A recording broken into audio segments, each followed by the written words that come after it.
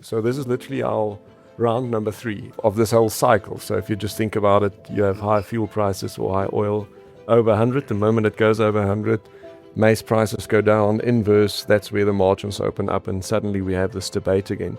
And then you have the solid companies who've been doing this over some time. We have a opportunity in the non-fuel market currently to do it. So I think principally, if we think globally, the time where the world kicked off in 2000, let's say 5, 6, why did it happen?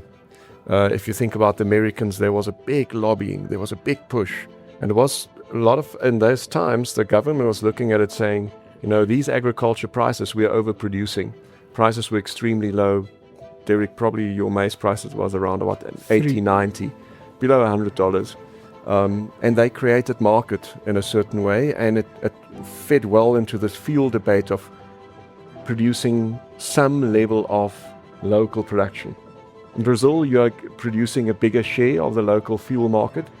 In the US and in South Africa also, you can very quickly, you can maybe do it at 5%, 10%, but then it already has a huge implication for your agriculture sector. In terms of demand, in terms of additional demand. Exactly, that you can create. So you can vary your leverage of fuel to agriculture is a significant, fuel market is a huge market. I think we need to understand that.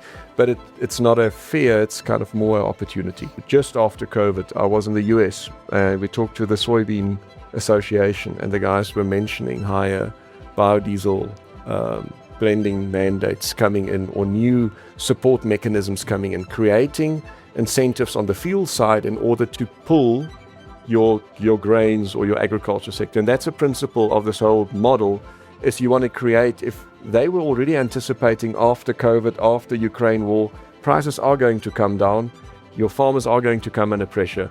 What are we going to do to support them? So long story short, the principles remain the same. If we don't create this pool on the fuel side, in other words, if we don't have the form of a blending mandate, that's the blending mix that people talk about. Exactly, and it can be coming in different ways. If we can learn internationally, the people are getting different incentives, and Peter, I think you can talk about it in form of carbon taxes, or in a very creative way. But you need that demand to make it bankable. You need that bankable. You need that pull. From agriculture side, it's not a push story; it's a pull story.